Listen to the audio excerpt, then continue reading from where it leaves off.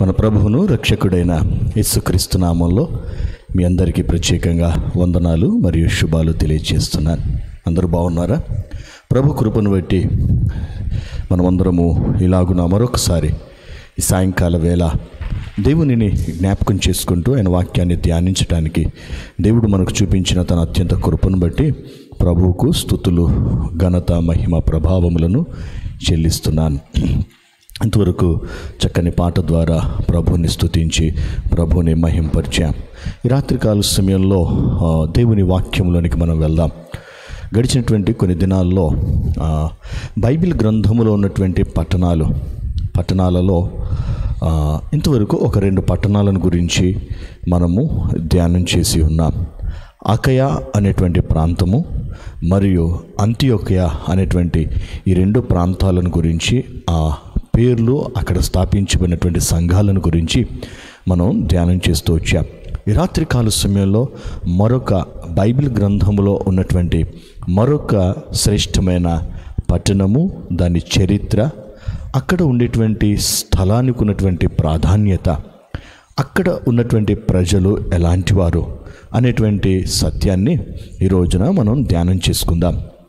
నిజమేనండి, బైబిల్ గ్రంథంలో ఉన్నటువంటి ఈ పట్టణాలన్నింటినీ మనం తెలుసుకోగలిగితే కనుక ఎక్కడెక్కడ సువార్త ప్రకటించబడింది, ఏ ప్రాంతాల్లో ఏ విధంగా సువార్త ప్రకటించబడి ప్రాంతాలు ఎలాగో బలపరచబడ్డాయి, సంఘ స్థాపనకు కారణాలు ఏంటి అనేటువంటి సత్యాలను కనుక మనం తెలుసుకోగలిగితే కనుక నిజంగా మనము బలపరచబడగలం. ఆ రోజుల్లో సంఘాలు ఏ విధంగా ఉన్నాయి, ఎంత కష్టాల్లో సంఘాలు స్థాపించబడ్డాయి, ఎలాంటి పరిస్థితుల మధ్యలో సంఘాలు స్థాపించబడ్డాయి అనేటువంటి సత్యాన్ని కనుక మనం తెలుసుకోగలిగితే నిజంగా బైబిల్లో ఉన్నటువంటి అనేక విషయాలు కూడా మనము తెలుసుకోగలము. బైబిల్ జ్ఞానం, ఆత్మీయ దీవెన బలపరచబడగలం. ఈ రోజున బైబిల్ గ్రంథంలోంచి ఒక ప్రముఖమైనటువంటి పట్టణము లేదా ఆ ప్రాంతాన్ని గురించి మనం ధ్యానం చేద్దాం. ఆ పట్టణం పేరు ఏథెన్స్. ఆల్ఫాబెటికల్ ఆర్డర్లో వస్తున్నాను. అకయ అనే పట్టణాన్ని మనం విన్నాం. అంతియోకియా అనేటువంటి ప్రాంతాన్ని గురించి మనం విన్నాం. ఈ రోజున ఏథెన్స్ అనేటువంటి పట్టణాన్ని గురించి మనము విని ధ్యానం చేసుకుందాం. బైబిల్ గ్రంథంలో అపోస్తలుడైనటువంటి పౌలు భక్తుడు సువార్తను ప్రకటిస్తూ ఒక్కొక్క ప్రాంతానికి ఆయన తిరుగుతూ సంచరిస్తున్నటువంటి దినాలలో జరిగినటువంటి వాస్తవ సంఘటనలు కొన్ని బైబిల్ గ్రంథంలో క్లుప్తమైనవి. సో ఈ రోజున బైబిల్ గ్రంథంలో నుండి అపోస్తలుల కార్యముల గ్రంథములో నుంచి 17వ అధ్యాయంలో 16వ వచనం నుండి కనుక మనం చూడగలిగితే, పౌలు ఏథెన్స్లో వారి కొరకు కనిపెట్టుకొని ఉండగా ఆ పట్టణము విగ్రహములతో నిండి ఉండుట చూచినందున అతని ఆత్మ పరితాపము పట్టలేకపోయెను.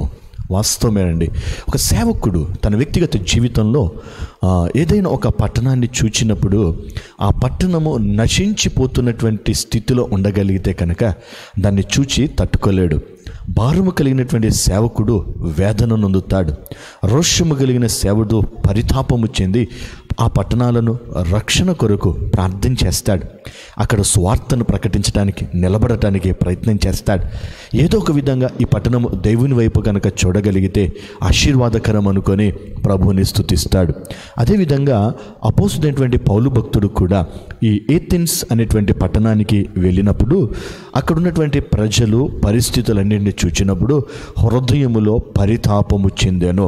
పౌలు యొక్క హృదయ స్పందన ఎలా ఉంది అంటే, నశించిపోతున్న ఆత్మలను చూచినప్పుడు, దేవునికి దూరంగా బ్రతుకుతున్న ప్రజలను చూచినప్పుడు తట్టుకోలేని మనస్తత్వం, అయ్యో అనేటువంటి స్వభావం, పౌలు యొక్క స్పందన అది ఊహించనటువంటి స్థితిలో ఉంది.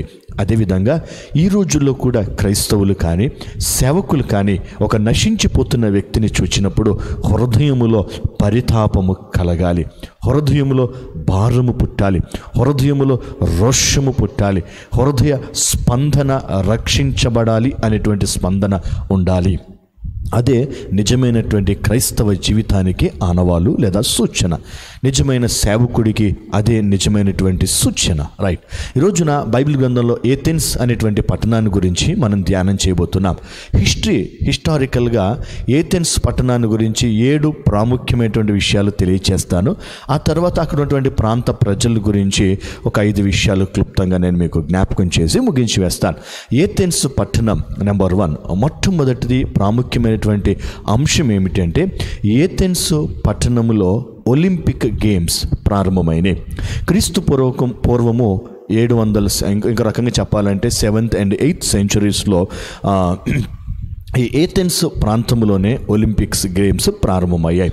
ప్రస్తుతం ప్రపంచంలో గేమ్స్ అన్నిట్లో కూడా చరిత్రాత్మకంగా, ఇంకొక రకంగా చెప్పాలి అంటే ఒక మంచి ఈవెంట్ గేమ్స్గా పిలుపొందినటువంటి గేమ్స్ ఏంటంటే ఒలింపిక్ గేమ్స్. ఈ ఒలింపిక్ గేమ్స్ క్రీస్తు పూర్వం 776వ సంవత్సరంలో ఇవి ప్రారంభమైనవి. అవి కొన్ని సంవత్సరాలు, అంటే ఫ్యూ సెంచరీస్, కొన్ని సంవత్సరాలు అది గడిచిన తర్వాత ఒలింపిక్ గేమ్స్ అన్నీ ఆగిపోయినాయి. మరలా తిరిగి 1896వ సంవత్సరంలో మరలా తిరిగి ఒలింపిక్ గేమ్స్ స్టార్ట్ అయినాయి. అది ఎక్కడి నుంచి స్టార్ట్ అయినాయి అంటే మరలా తిరిగి ఏథెన్స్ ప్రాంతం నుంచే ప్రారంభమైనాయి. అయితే క్రీస్తుకు పూర్వము 7th and 8th centuries start అయినటువంటి ఈ ఒలింపిక్ గేమ్స్లో ప్రాముఖ్యమైనటువంటి పాత్రను పోషించేటువంటి గేమ్స్ ఏంటంటే హార్స్ రైడింగ్, అలాగే chariot race. Horse race, chariot రేస్కి చాలా ప్రాధాన్యత ఉంది. ఈ ఒలింపిక్ గేమ్స్కి ముందు ఈ చుట్టుపక్కల ఉన్నటువంటి దేశాలన్నింటిలో కూడా ఒక పిలుపు వస్తుంది. రాజులందరూ కలిసి ఒక ఏకాభిప్రాయానికి వచ్చి ఒక 1.5-2 నెలల ముందు యుద్ధ ప్రకటనలు ఉండవు, ఎక్కడ యుద్ధాలు జరగకూడదు, ఏ రాజ్యం మీదకి మరొక రాజ్యం వెళ్ళకూడదు అని చెప్పి ముందుగానే మాట్లాడేసుకొని వారందరూ కలిసి ఒలింపిక్ గేమ్స్ కోసం ప్రయాణం వేస్తారు. ఇది ఒక ప్రెస్టీజియస్ గేమ్స్గా ఏథెన్స్ పట్టణంలో ఈ గేమ్స్ జరుగుతూ ఉంటాయి. సో రీసెంట్గా ఒలింపిక్ గేమ్స్కి ఎంత ప్రాధాన్యత ఉందో పూర్వపు దినాల్లో కూడా ఒకే ఒక ప్రాంతంలో, ఒకే ఒక దేశంలో, గ్రీసులో ఏథెన్స్ పట్టణము అంటే ఒలింపిక్స్కి, గేమ్స్కి చాలా ప్రాధాన్యత కలిగినటువంటి ప్రాంతంగా ఈ ఏథెన్స్ ప్రాంతము మరియు పట్టణము నిలబడినట్టు మనం చరిత్రలో చూడగలం. సో ఒలింపిక్స్ గేమ్స్ ప్రారంభం ఎక్కడి నుంచి అంటే గ్రీసులో ఉన్నటువంటి ఏథెన్స్ పట్టణము నుండి ఇవన్నీ ప్రారంభమైనవి. రన్నింగ్ రేసులు జరుగుతాయి. ఇప్పుడు ప్రజెంట్గా ఒలింపిక్స్లో కొన్ని క్రొత్త ఆటలు ప్రారంభమయ్యాయి, కానీ ఇంతకు ముందు ఉన్నటువంటివి ఏంటంటే హార్స్ రైడింగ్ లేదా horse racing, chariot racing, running races, అలాగే వివిధ రకాలైనటువంటి ఆ రేసెస్ అక్కడ ఉండేవి. సో వాటిల్లో గెలుపొందినటువంటి రాజ్యాలు ఘనతగా ఒక గొప్ప దేశంగా, యుద్ధానికి నైపుణ్యత కలిగినటువంటి దేశంగా, ఒక ప్రెస్టీజియస్గా ఒలింపిక్స్ జరుగుతూ ఉండేవి. సో ఏథెన్స్ పట్టణము ఆటలకు ప్రాధాన్యత కలిగినటువంటి ప్రదేశం. నెంబర్ 1, గేమ్స్కి ప్రాముఖ్యతనిచ్చినటువంటి పట్టణము ఏథెన్స్ పట్టణం. రెండవది, ఏథెన్స్ పట్టణం అక్రోపోలిస్ అంటారు. అక్రోపోలిస్ అంటే కోట. ఒక దేశము లేదా ఒక పట్టణము చుట్టూ సరిహద్దుగా ఉండేటువంటి కోటలు ఉంటాయి. ఈ కోటల్లో ఒక మంచి కోటగా అక్రోపోలిస్ అనేటువంటి ఒక కట్టడం కట్టబడింది. దానిలో మిలిటరీ పీపుల్, దాంట్లో సైన్యము ఉండేది. సో అక్రోపోలిస్ అనేటువంటిది ప్రారంభమయ్యి అది చాలా ఫేమస్గా మార్చబడినటువంటి ప్రాంతం. అక్కడ నుండి ఏథెన్స్ పట్టణాన్ని చూచిన తర్వాత వివిధ ప్రాంతాలు, వివిధ ప్రదేశాల్లో కూడా ఇలాంటి కట్టడాలు కట్టబడాలి అని చాలామంది ఆలోచన చేసి వారి వారి ప్రాంతాల చుట్టూ, వారి వారి దేశాల చుట్టూ, వారి వారి పట్టణాల చుట్టూ కూడా ఎత్తైన గోడలు కట్టుకోవటం ప్రారంభించారు. ఈ అక్రోపోలిస్ అంటే ఏంటిదంటే, ఇది దేనికి ప్రాధాన్యత ఉందంటే మిలిటరీ క్యాంప్స్కి, మిలిటరీ బేస్కి ప్రాధాన్యత కలిగినటువంటి ప్రదేశంగా మనకు కనబడుతుంది. సో ఏథెన్స్ పట్టణం ఒక మంచి సెక్యూరిటీతో ఉన్నటువంటి పట్టణం. దాని చుట్టూ కూడా ఒక కోటలాగా కట్టబడింది. ఎరికో ప్రాంతము చుట్టూ ఎరికో గోడలు ఉన్నట్టుగా అలాగే ఏథెన్స్ ప్రాంతము చుట్టూ కూడా ఏమున్నాయంటే అక్రోపోలిస్ అంటారు. ఎక్కడికక్కడికి ఒక మంచి బిల్డింగ్స్, భవనాలుగా, క్యాంప్స్ లాగా ఏర్పాటు చేసుకొని మిలిటరీ క్యాంప్ బేస్గా ఏర్పాటు చేయబడినటువంటి పట్టణం ఈ ఏథెన్స్ పట్టణం. సో ఏథెన్స్ పట్టణం ఆటలకు ప్రాధాన్యత ఇచ్చిన మరొక పక్కన తన పట్టణాన్ని తాను కాపాడుకోవడానికి నిత్యము శ్రద్ధను వహిస్తూ మంచి యోధులను ఈ బార్డర్లో నిలబెట్టి తన ప్రాంతాలను తన ప్రజలను కాపాడుకోవడానికి ఎప్పుడు కూడా అలర్ట్గా ఉన్నటువంటి ప్రాంతం ఏంటిదంటే ఏథెన్స్ పట్టణం. మూడవ ప్రాముఖ్యమైనటువంటి అంశాన్ని నేను మీకు జ్ఞాపకం చేస్తాను. మొదటిది ఏథెన్స్ పట్టణం, అక్కడ ఒలింపిక్ గేమ్స్ ప్రారంభమైన గేమ్స్కి ప్రాధాన్యత ఇచ్చినటువంటి ప్రదేశం. రెండవది, ఏథెన్స్ పట్టణంలో ఒక మంచి మిలిటరీ ఉంది. ఆ మిలిటరీస్ అన్నీ కూడా ఈ బార్డర్స్లో అనగా చుట్టూ కోటలాగా కట్టబడి పెద్ద గోడలు కట్టబడి ఆ గోడల మీదనే భవనాలుగా నిర్మించి అక్కడ నుండి చుట్టూ వస్తున్నటువంటి శత్రువులను గమనించడానికి, అక్కడ నుండి చుట్టూ ఉన్నటువంటి ప్రజలందరినీ పరిశీలన చేస్తూ అక్కడ ఒక మిలిటరీ క్యాంప్స్ ఏర్పాటు చేయబడ్డాయి. తద్వారా ఆ ప్రాంతాన్ని కాపాడుకోవటానికి వారికి దేవుడు జ్ఞానంనిచ్చాడు. మూడవది, ఈ ఏథెన్స్ పట్టణము దేనికి ప్రాముఖ్యత, ఫర్ విచ్ థింగ్స్ అంటే ఇంకో రకంగా చెప్పాలంటే ఏథెన్స్ ఈజ్ ఫేమస్ ఫర్ అని చెప్పాలి. Number 1, Olympics games. Athens is famous for security and Acropolis అనాలి. మూడవది, Athens is famous for archaeological museum అన్నాడు. ఇంకో రకంగా చెప్పాలంటే ఏథెన్స్ పట్టణంలో చాలా చాలా చాలా చాలా మ్యూజియంస్ ఉన్నాయండి. ఇంకో రకంగా చెప్పాలంటే పేరు పొందినటువంటి మంచి మ్యూజియం, ప్రపంచవ్యాప్తంగా ఉన్నటువంటి టాప్ 10 మ్యూజియంస్లో ఒకటి ఏథెన్స్ మ్యూజియాన్ని మనం చూడగలం. అక్కడ ఆర్కిటెక్ట్స్ అనగా ఇంకో రకంగా చెప్పాలంటే చాలామంది నైపుణ్యత కలిగిన వారు చెక్కినటువంటి శిల్పాలు కానివ్వండి, తయారు చేసినటువంటి విగ్రహాలు కానివ్వండి, తయారు చేసినటువంటి శిల్పాలు కానివ్వండి ఆ ప్రాంతంలో మనం చూడగలం. అక్కడ ఇంకో రకంగా చెప్పాలంటే ప్లూటోది కానీ, ఇంకో రకంగా చెప్పాలంటే సోక్రటీస్, ఇలాంటి పెద్ద పెద్ద అధిపతులు నాయకుల యొక్క విగ్రహాలను చెక్కేటువంటి స్కల్ప్చర్స్ అనగా చెప్పాలంటే శిల్పకారులతో ఉన్నటువంటి ప్రదేశము. ఆ శిల్పకారులు చెక్కినటువంటి ప్రతిదీ కూడా మ్యూజియంస్లో పెట్టి దానిని వారికి శిల్పకారులకు గౌరవాన్ని ఇస్తారు, ఘనతనిస్తారు. అంటే ఇంకో రకంగా చెప్పాలంటే ఏథెన్స్ పట్టణము కేవలం ఆటలు మాత్రమే కాదండి, కేవలము వారు ఆ ప్రాంతాన్ని కాపాడుకోవటానికి ఒక మంచి సెక్యూరిటీని అరేంజ్ చేసుకోవటం కాదండి, ఆ ప్రాంతంలో ఉన్నటువంటి కళాకారులకు విలువనిస్తున్నటువంటి ప్రాంతము ఏథెన్స్ పట్టణం. నాలుగో విషయాన్ని నేను మీకు జ్ఞాపకం చేస్తాను. What kind of place was Athens అంటే ఈ ఏథెన్స్ అనేటువంటి పట్టణము ఎలాంటి పట్టణము అనేటువంటిది నేను మీకు జ్ఞాపకం చేస్తున్నాను. నాలుగవ ప్రాముఖ్యమైన అంశం ఏంటంటే మొనస్ట్రికా స్క్వేర్ అనేటువంటిది ఒక ప్రదేశం ఉంది. ఏథెన్స్ పట్టణములో అన్ని రకాల కల్చర్స్ అంటే ఏథెన్స్ పట్టణానికి వివిధ రకాల ప్రజలు వస్తారని. ఇంకో రకంగా చెప్పాలంటే ఒలింపిక్ గేమ్స్ జరుగుతాయి, వివిధ దేశాల నుండి వస్తారు, వివిధ సాంప్రదాయాలతో కూడినటువంటి ప్రజలు వస్తారు, వివిధ రకాల మతాలతో కూడినటువంటి ప్రజలు వస్తారు. కాబట్టి ఏథెన్స్ పట్టణంలో ఒక ప్రత్యేకంగా స్క్వేర్ మార్కెట్ అంటే మొనస్ట్రిరారికా అనేటువంటి ఒక ప్రాంతం ఉంది. ఆ ప్రదేశానికి ఉన్నటువంటి ప్రాధాన్యత ఏంటంటే ఈ ప్రదేశంలో అక్కడ అన్ని ప్రాంతాలకు చెందినటువంటి వస్తువులు, అన్ని ప్రాంతాలకు చెందినటువంటి వస్తువులు, ఇంకో రకంగా చెప్పాలంటే చిన్న చిన్న వస్తువుల దగ్గర నుంచి ఆయుధాల వరకు అన్ని రకాల వస్తువులు కూడా అక్కడ దొరుకుతాయి. చిన్న ఉదాహరణ మీకు అర్థమయ్యేలాగా చెప్పాలంటే, ఉదాహరణ హిందువుల దేవాలయ దగ్గరికి సహజంగా ఎవరైనా వెళ్తే ఆ దేవాలయ దగ్గర వెళ్ళినప్పుడు అక్కడ కొబ్బరికాయలని, పూలదండలని, పూలని ఆ దేవాలయాన్ని సందర్శించడానికి వెళ్ళినప్పుడు అవసరమైన ప్రతి వస్తువును కూడా అక్కడే ఉంచుతారు, అమ్ముతూ ఉంటారు.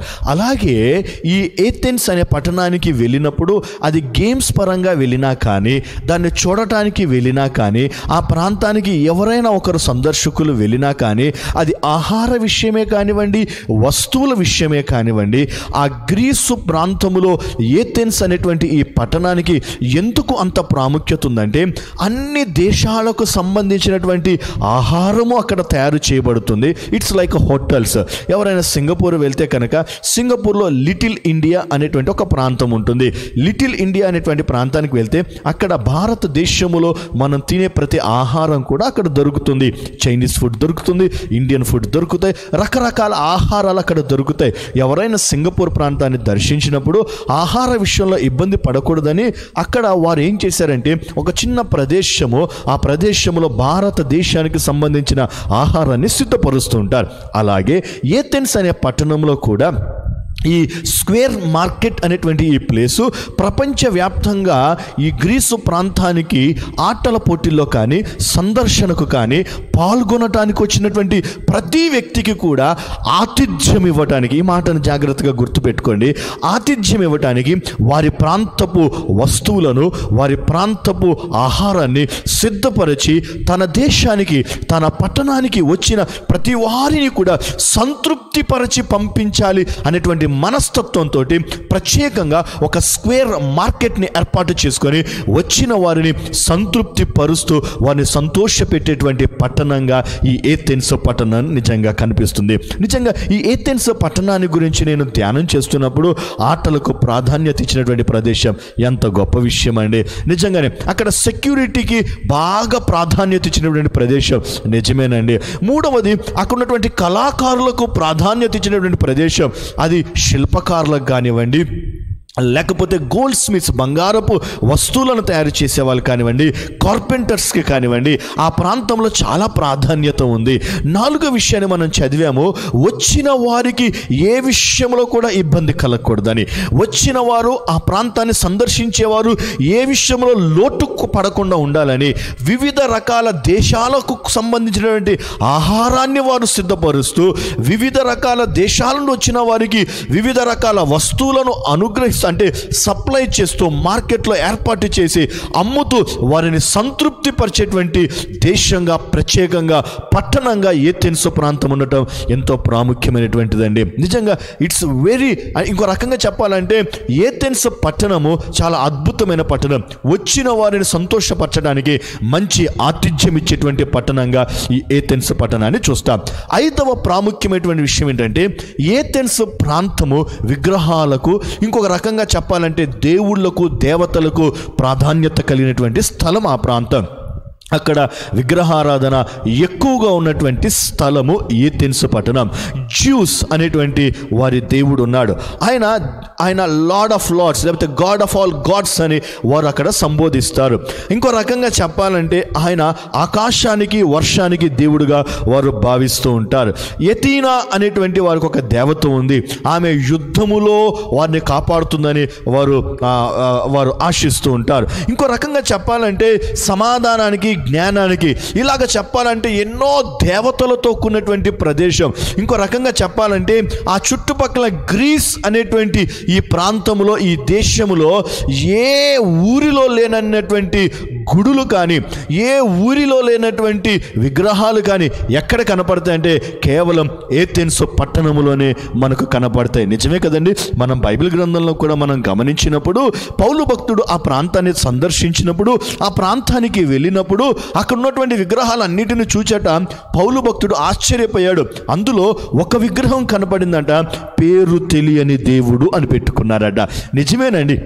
వారికి వివిధ రకాల దేవతలు, వివిధ రకాల విగ్రహాలను నిలబెట్టుకొని ఆరాధిస్తూ పూజించేటువంటి కల్చర్, పూజించేటువంటి స్థితి కలిగినటువంటి ప్రాంత ప్రజలుగా అక్కడ ఉన్నారు. అంటే ఇంకో రకంగా ఏంటంటే వారు దేవుళ్ళు ఉన్నారని నమ్ముతారు, దైవత్వం ఉందని నమ్ముతారు, భక్తి ఉంది వారి జీవితాల్లో, కానీ వారు నిజమైన దేవుణ్ణి ఆరాధించని స్థితిలో వారు ఉన్నారు. అందుకనే పౌలు భక్తుడు ఏథెన్స్ పట్టణానికి వెళ్ళినప్పుడు, పౌలు భక్తుడు ఏథెన్స్ ప్రాంతంలోకి వెళ్ళి ఆ ప్రాంతాన్ని చూడగానే, ఆ ప్రజలను చూడగానే హృదయంలో పరితాపము చెందినవాడే, హృదయములో దుఃఖము చేత నింపబడిన వాడే, హృదయములో భారము చేత నింపబడిన వాడే, ఈ ప్రాంతాన్ని ఎలాగైనా నేను రక్షించాలి, ఈ ప్రాంతాన్ని ఏ విధము చేతనైనా సరే నేను కాపాడాలి, ఈ ప్రాంతంలో క్రీస్తు నిలబడాలి, ఈ ప్రాంతంలో విగ్రహాలన్నీ కూల్చివేయబడాలి, ఈ ప్రాంతంలో యేసు నామమే నిలబడాలి, ఘనపరచబడాలి అని ఒక భారముతో కూడినటువంటి వ్యక్తిగా ఆనాడు ఏథెన్స్ పట్టణంలో పౌలు భక్తుడు సువార్తను ప్రకటించుట కొరకు నిలబడ్డాడు. నిజమే.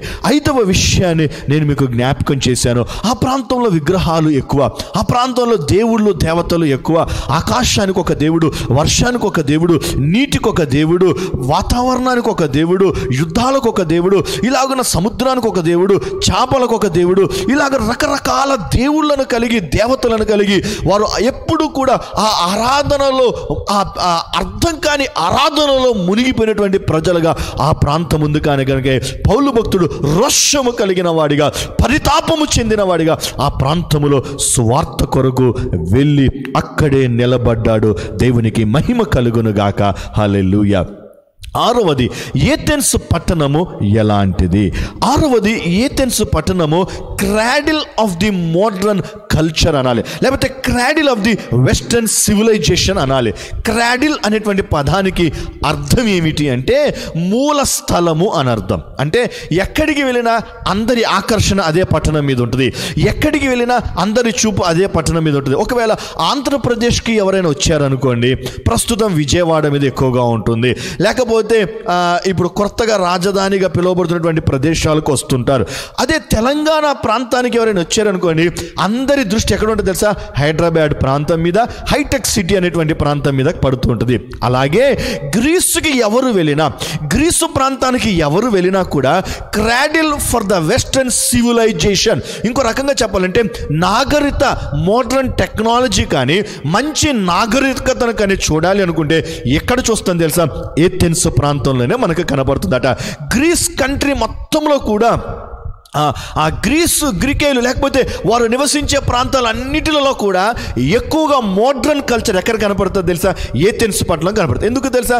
ఒలింపిక్స్ గేమ్స్ కానీ వివిధ ప్రాంతాల నుంచి వచ్చిన వారందరి టెక్నాలజీని, వారందరి వస్త్రధారణను, వారందరి మాటలు, వారందరి భాష, వారందరి జీవిత వస్త్రధారణలు, ఇవన్నిటిని చూచిన తర్వాత ఏథెన్స్ పట్టణంలో కల్చర్స్, వివిధ రకాల కల్చర్స్ అయిపోయినాయి. మోడ్రన్ టెక్నాలజీస్ వచ్చేసి వెస్టర్న్ కల్చర్కి ప్రారంభము ఎక్కడంటే ఏథెన్స్ పట్టణమే వెస్టర్న్ కల్చర్కి ప్రారంభంగా మనము చూడగలం. కాబట్టి అది అందుకనే ఆ ప్రాంతాన్ని ఏమన్నారంటే cradle of western civilisation and western culture. అందుకనే ఆ ప్రాంతంలో అనేక మంది ఉన్నారు, చాలా మంది ఉన్నారు. కానీ వివిధ ప్రాంతాల్లో నుంచి వచ్చిన ప్రజలు ఏథెన్స్ పట్టణంలో నివసించిన కారణాన్ని బట్టి ఆ ప్రాంతము అందరినీ ఆకర్షిస్తుంది. కొత్త కొత్త స్టైల్స్ ఉంటాయి, లేటెస్ట్ టెక్నాలజీస్ ఉంటాయి, అన్నీ కూడా అక్కడ హంగులు ఆర్భాటాలతో కూడినటువంటి ప్రదేశంగా మనకు ఏ ప్రదేశం కనబడుతుందంటే ఆ ఏథెన్స్ పట్టణం కనబడుతుంది.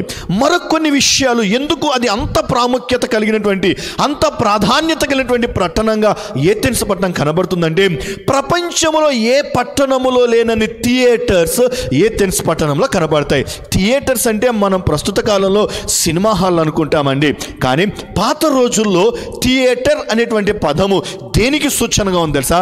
నాటకాలకు. దేనికండి? థియేటర్స్ అంటే నాటకాలకు, లేకపోతే స్టేజ్ షోస్కి బాగా పేరు పొందినటువంటి ప్రాంతం ఏ ప్రాంతం అంటే ఏథెన్స్ పట్టణం అండి. అక్కడ వారు నాటకాల ద్వారా, వారు నాటికల ద్వారా, వారు స్టేజ్ షోస్ ద్వారా అనేక మందిని వారు ఆరాధించే దైవం వైపు తిప్పుతూ ఉంటారు. వారు ఆరాధించే దేవుళ్ళ వైపు వాళ్ళని మళ్ళిస్తూ ఉంటారు. బుర్ర కథలలాగా, లేకపోతే ఇంకో రకంగా చెప్పాలంటే ఎవరికైనా ఏదైనా కళ వస్తే, ఎవరికైనా ఒక తలంపు వస్తే అక్కడ ఆ పట్టణాలలో అలాంటి విషయాలు జరుగుతాయి. అందుకనే బైబిల్ గ్రంథంలో రాయబడిన మాట ఏంటి తెలుసా? ఏథెన్స్ పట్టణంలో కవీశ్వరులు ఉన్నారట. ఎవరు ఉన్నారట చెప్పండి? బైబిల్ గ్రంథంలో రాయబడిన మాట. మనకు తర్వాత ఏథెన్స్ పట్టణ ప్రజల గురించి మనం ధ్యానం చేసే సమయంలో ఏథెన్స్ పట్టణంలో ప్రజల యొక్క మనస్తత్వాల గురించి మనం తెలుసుకునేటువంటి సందర్భంలో అక్కడ ఉన్నటువంటి ప్రజల్లో మనకు కవీశ్వరులు కనబడతారు. కాబట్టి ఆ ప్రాంతంలో శిల్పకారులు ఉన్నారు, ఆ ప్రాంతంలో థియేటర్స్ ఉన్నాయి, ఆ ప్రాంతంలో అది అన్నిటికీ ప్రాధాన్యత మోడ్రన్ టెక్నాలజీ, ఇంకో రకంగా చెప్పాలంటే సివిలైజేషన్, నాగరికత అతి స్పీడ్గా వేగంగా ఉన్నటువంటి ప్రదేశంగా ఏ ప్రదేశం కనబడుతుందంటే ఏథెన్స్ ప్రదేశం కనబడుతుంది. ఏడవది ప్రాముఖ్యమైనటువంటి అంశం ఏంటంటే అన్ని రకాల ప్రభుత్వాలను రుచి చూచినటువంటి ప్రదేశంగా ఏథెన్స్ ప్రదేశము మనకు కనబడుతుంది. మొదటిది ఏథెన్స్ పట్టణంలో గేమ్స్కి ప్రాధాన్యత. ఏథెన్స్ పట్టణంలో సెక్యూరిటీ అండ్ మిలిటరీ క్యాంప్స్కి ప్రాముఖ్యత. ఏథెన్స్ పట్టణంలో మ్యూజియంస్ ఉన్నాయి. ఏథెన్స్ పట్టణంలో మార్కెట్కి చాలా విలువలు ఉన్నాయి, ఆతిథ్యానికి చాలా విలువనిస్తుంది. ఏథెన్స్ పట్టణంలో ఎన్నో రకాల టెంపుల్స్ అంటే గుడులు ఎక్కువగా ఉన్నటువంటి ప్రదేశంగా కనబడుతుంది. ఏథెన్స్ పట్టణము ప్రాధాన్యత కలిగినటువంటి పట్టణం. ఎందుకంటే అక్కడ స్టేజ్ షోస్ ఎక్కువగా జరుగుతాయి, థియేటర్స్ ఎక్కువగా ఉన్నాయి. అక్కడ వివిధ రకాల కల్చర్స్, టెక్నాలజీస్తో కూడినటువంటి విషయాలన్నీ అక్కడ మనం కనుగొనగలము. 7వ ప్రాముఖ్యమైనటువంటి మాట ఏమిటంటే, ఏథెన్స్ పట్టణం అన్ని రకాల గవర్నమెంట్స్ను చూసినటువంటి పట్టణం. అందుకనే మొట్టమొదటి జాగ్రత్తగా గమనించండి, ప్రపంచంలోనే మొదటి డెమోక్రటిక్ కంట్రీ, లేకపోతే డెమోక్రసీని ప్రారంభం చేసింది, లేకపోతే డెమోక్రసీ అనే పదము బార్న్ అంటే పుట్టినటువంటి ప్రదేశం ఏంటిదంటే ఏథెన్స్ పట్టణం. ఏథెన్స్ పట్టణంలోనే డెమోక్రసీ ప్రారంభమైంది. డెమోక్రసీ అంటే అందరికీ తెలుసు కదండి, భారతదేశం కూడా ఒక డెమోక్రటిక్ కంట్రీ అండి. ఈ భారతదేశంలో ఉన్నటువంటి డెమోక్రసీ ఏంటంటే నాయకులను ప్రజలు ఎన్నుకుంటారు. Secular country is completely different కదండి. Republic countries are completely different, communist countries are completely different. But wear as చైనాకి, కొరియాలకు, భారతదేశానికి, పాకిస్తాన్కి, వివిధ ప్రదేశాలకు ఉన్నటువంటి తేడా ఏంటంటే, India is a democratic country. అన్ని రకాల భాషలు ఉంటాయి, అన్ని రకాల మతాలకు ప్రాముఖ్యత ఇస్తుంది. అదేవిధంగా ఎవరైనా నాయకులను ఎన్నుకోవాలంటే మా దేశాన్ని పరిపాలన చేసే వ్యక్తిని ప్రజలమైన మనమే ఎన్నుకుంటాం. డెమోక్రటిక్ కంట్రీకి ఉన్నటువంటి ప్రాముఖ్యత ఏంటంటే, మొదటిగా ప్రజలే నాయకుడిని ఎంచుకుంటారు, ప్రజలే పరిపాలించే వ్యక్తులను ఎన్నుకుంటారు. కాబట్టి డెమోక్రసీ అనేటువంటిది ప్రారంభమైంది, పుట్టింది ఎక్కడంటే ఏథెన్స్ పట్టణంలో పుట్టింది. నిజంగా అండి, మీరు ఆలోచన చేయండి, ఒలింపిక్స్ గేమ్స్ పుట్టింది ఏథెన్స్లోనే, డెమోక్రసీ పుట్టింది ఏథెన్స్లోనే, మంచి మొనస్ట్రీస్ పుట్టింది ఏథెన్స్లోనే. ఇంకో రకంగా చెప్పాలంటే కొత్త దేవుళ్ళు పుట్టింది ఏథెన్స్లోనే. మంచి ఆర్కియాలజికల్ మ్యూజియంస్ స్టార్ట్ అయింది ఏథెన్స్ పట్టణం నుంచే. మంచి మిలిటరీ బేస్ క్యాంప్స్ ప్రారంభమైంది ఏథెన్స్ పట్టణం నుంచే. కాబట్టి ఆతిథ్యము, అన్ని రకాల ప్రజలకు ఆతిథ్యం ఇచ్చేటువంటి ప్రాంతంగా మొదట ప్రారంభమైంది కూడా ఎక్కడి నుంచి అంటే ఏథెన్స్ పట్టణం నుంచే. ఇలాంటి గొప్ప పట్టణము గురించి బైబిల్ గ్రంథంలో రాయబడింది, కానీ ఆ పట్టణము దేవుని దృష్టికి ఇష్టమైనదిగా కనబడట్లేదు. ఎన్నిటికీ పేరు పొందినదిగా నిలబడినా, ఎన్ని రకాల కల్చర్స్ ఆ ప్రాంతంలో ఉన్నా, వచ్చిన వారికి ఆతిథ్యం ఇచ్చేటువంటి ప్రదేశంగా ఆ ప్రదేశం ఉన్న, అందరికీ ప్రాధాన్యత ఇస్తూ, ఆటలకు ప్రాధాన్యత ఇస్తూ, డెమోక్రసీకి ప్రాధాన్యత ఇస్తూ, అన్నిటికీ ప్రాధాన్యత ఇచ్చేటువంటి ప్రదేశంగా ఆ ప్రదేశము ఉన్నప్పటికీ ఆ ప్రదేశము దేవునికి నచ్చలేదు. ఆ ప్రాంతానికి పౌలు భక్తుడు వెళ్ళినప్పుడు హృదయము పరితాపము చెందిందంట, ఏడ్చేట, హృదయము రోషము కలిగిందట, హృదయము దుఃఖము చేత నింపబడిందట.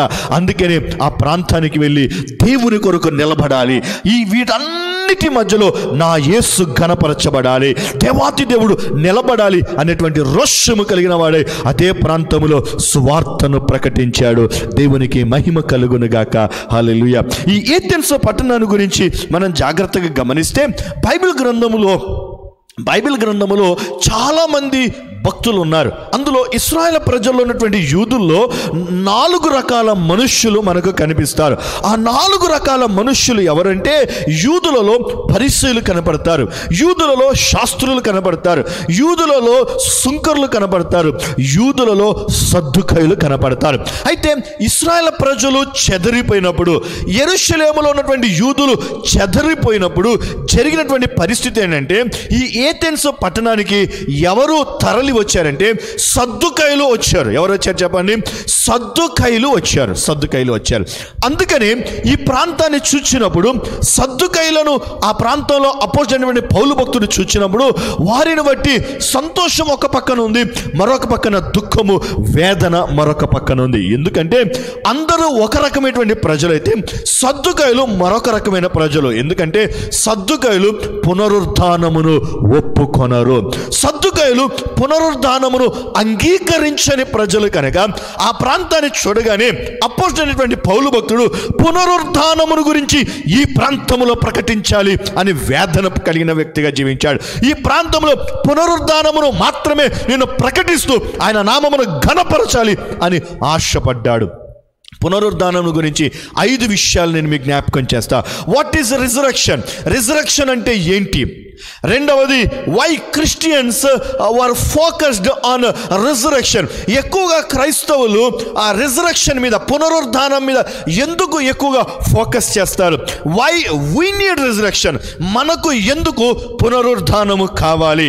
How it will be done, అంటే పునరుద్ధానము ఎలాగూ జరుగుతుంది, పునరుద్ధానము వెన్ అంటే ఎప్పుడు జరుగుతుంది. ఈ 5 అంశాలు ప్రతి ఒక్కరూ కూడా తెలుసుకోవాల్సినటువంటి అవసరం ఉంది.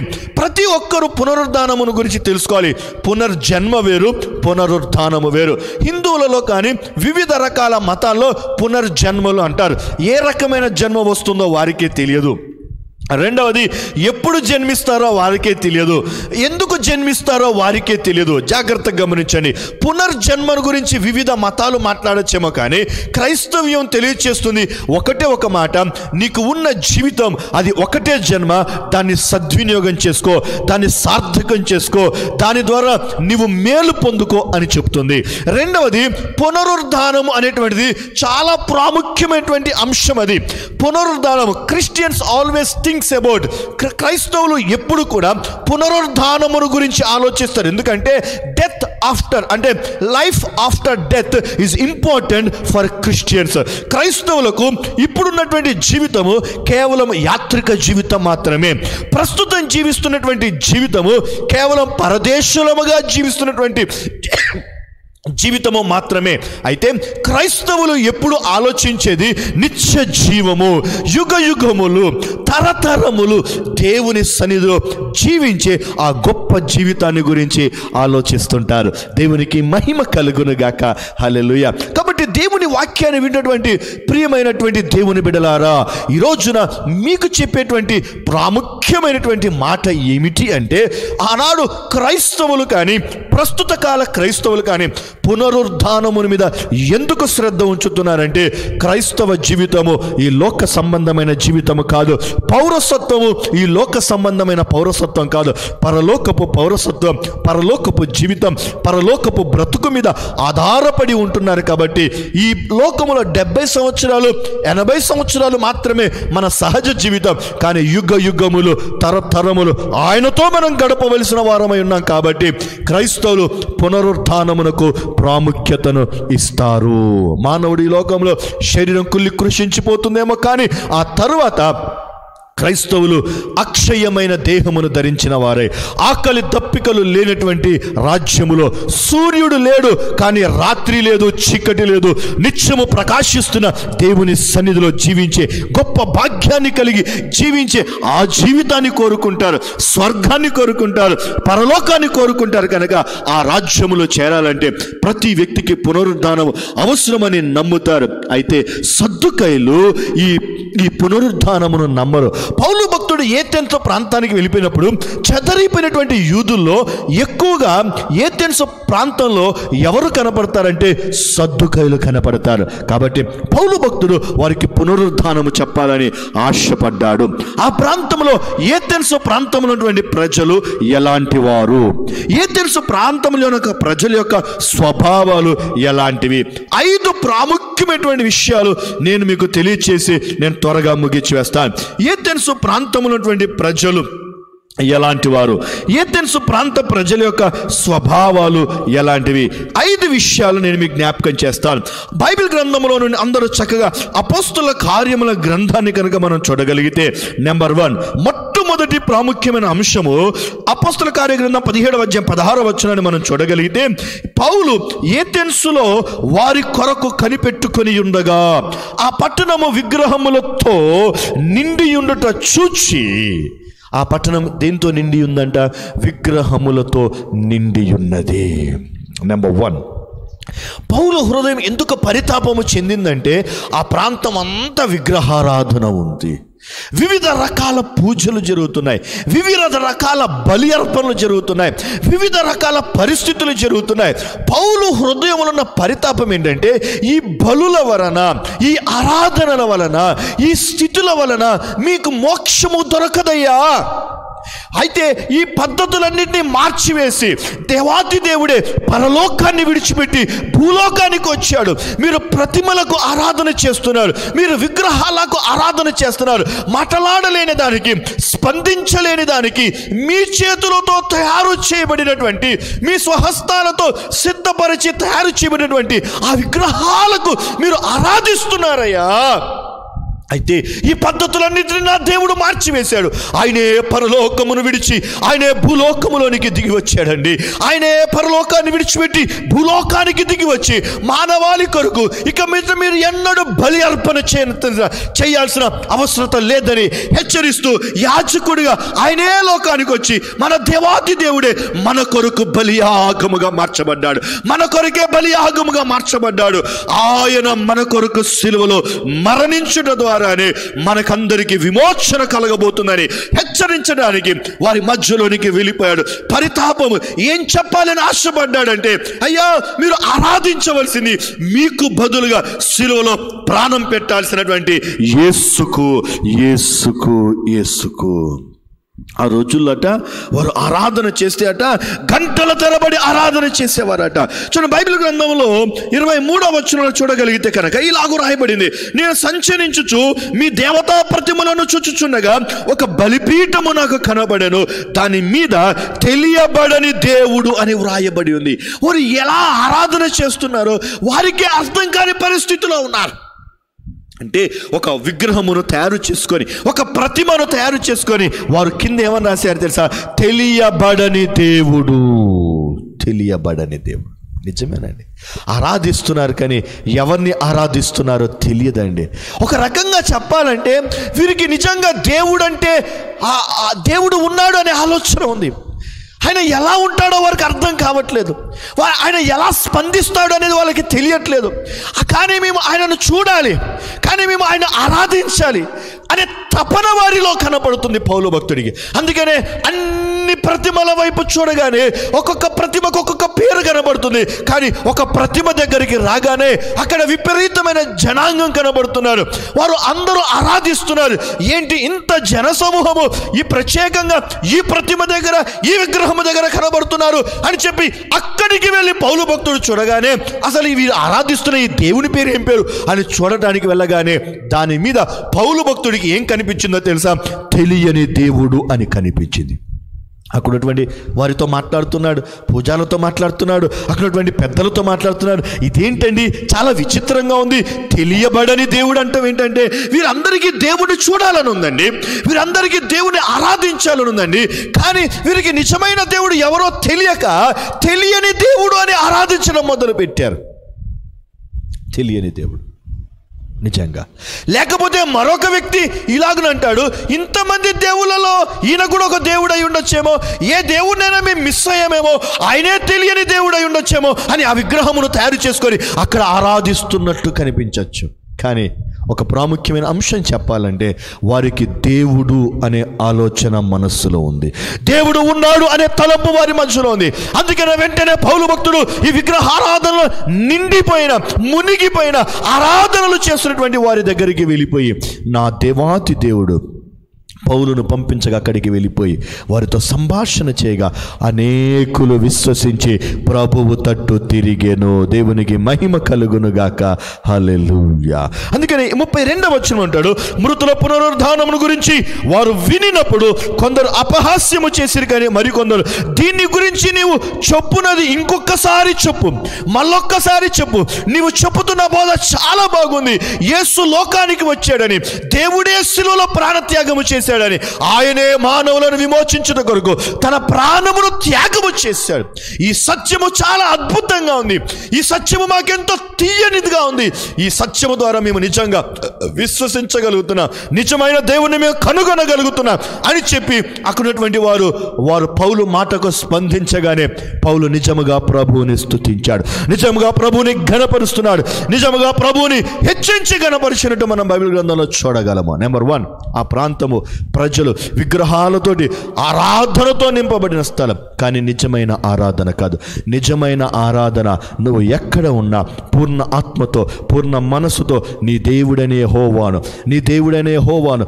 రెండవది, ఇప్పుడు చెప్పాలంటే నీ దేవుణ్ణి పూర్ణ మనసుతో, నీ కొరకు సిలువల ప్రాణ త్యాగము చేసిన యేసుని కృతజ్ఞతతో హృదయపూర్వకముగా కనుక నువ్వు ఆరాధించగలిగితే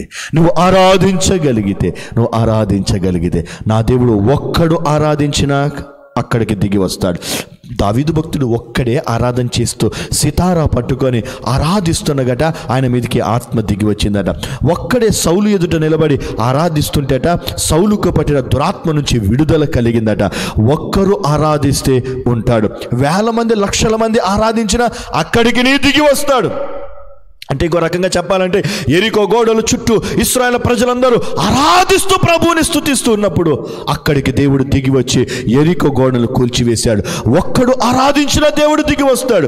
ఏ స్థితిలో ఉన్న లక్షల మంది ఆరాధించిన, ఒక్కరు ఆరాధించిన, చెరసాలలో ఆరాధించిన, ఒంటరిగాను ఆరాధించిన, ఏ స్థితిలో ఉండి ఆరాధించిన, ఎక్కడ ఉండి ఆరాధించిన, ఎంతమంది కలిసి ఆరాధించిన దేవుడు అక్కడికి దిగి వచ్చి నీ ఆరాధనకు ప్రతిఫలంగా తన మహిమను, తన శక్తిని దించే దేవుడు నా దేవుడు యేసయ్య. ఈ రోజున ఆనాడు విగ్రహాల ఎదుట నిలబడి వందల మంది, వేల మంది ఆరాధిస్తున్న వారికి జవాబు దొరకలేదు. నిజమైన దేవుణ్ణి తెలియచేసే నిజమైన ఆరాధనను ఆ ప్రాంతంలో ప్రారంభించాడు అపోస్తలుడైనటువంటి పౌలు భక్తుడు. మొదటిది. రెండవ ప్రాముఖ్యమైనటువంటి విషయాన్ని నేను మీకు జ్ఞాపకం చేస్తాను.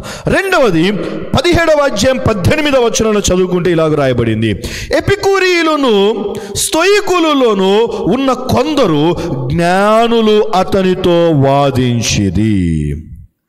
ఏథెన్సు పట్టణం మొదటిది విగ్రహారాధనతో నింపబడిన స్థలం. అక్కడ దేవుని ఆరాధనను స్థాపించాడు పౌలు భక్తుడు.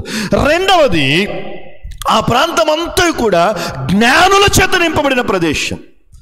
జ్ఞానులట, నిజంగా జ్ఞానులు. ప్లూటో అక్కడి వాడే. గ్రీస్ అంటేనే జ్ఞానులకు పేరు పొందిన ప్రదేశం అండి. ఇట్స్ ఆ ప్రాంతమే జ్ఞానము చేత నింపబడిన వారికి ఫేమస్. అలెగ్జాండర్స్ గురు, ఇలాగున ఎంతో మంది జ్ఞానులకు నింపబడిన ప్రదేశం అది. అయితే దేవుని వాక్యం ఏమని సెలవిస్తారు సార్? మా వంటి జ్ఞానులు ఎవరు లేరు అని. ఇక్కడ ఏథెన్సు ప్రాంతంలో ఉన్నటువంటి జ్ఞానము కలిగిన వారు ప్రపంచంలో ఎక్కడా లేరు అని పౌలుతో అందరూ వాదిస్తూ ఉండగా పౌలు అంటాడు, జ్ఞానులను వెర్రివారిని చేసి జ్ఞానహీనులను లేవనెత్తడానికే నా ప్రభు అయిన యేసు పరలోకాన్ని విడిచిపెట్టి భూలోకానికి వచ్చి ఆయన సిలువలో మరణించి భక్తిహీనులను, బలహీనులను, జ్ఞానహీనులను ఆయన లేవనెత్తినటువంటి దేవుడు అని తెలియచేశాడు. దేవునికి మహిమ కలుగునుగాక. హల్లెలూయా. అందుకని దేవుని వాక్యం ఏమని సెలవిస్తుందో తెలుసా? ఈ రోజున దేవుని వాక్యం అదే సెలవిస్తుంది. ఈ లోక సంబంధమైన జ్ఞానము దేవుని దృష్టికి వెర్రితనము. అయితే నేను అనుకుంటున్న పౌలు వాదించుండొచ్చు, పౌలు బాగా మాట్లాడి ఉండొచ్చు, పౌలు వారితో ఆర్గ్యుమెంట్స్ చేసి ఉండొచ్చు.